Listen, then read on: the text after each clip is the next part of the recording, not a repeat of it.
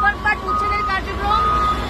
এরই মধ্যে Dhaka city corporation এবং অন্যান্য জায়গা থেকে অনেকগুলো বোল্ডোজার নিয়ে এসে অবৈধ স্থাপনা এবং দোকানপাটগুলো ভাঙা হচ্ছে। আজকে সারাদিনের টার্গেট একদম সোহরাওয়ার্দী উদ্যানকে পুরোপুরিভাবে পরিষ্কার করে ফেলবে এবং শুধুমাত্র থাকবে যার মাধ্যমে আসলে পুরো সোহরাওয়ার্দী উদ্যানটা একদম নতুন রূপ দিবে।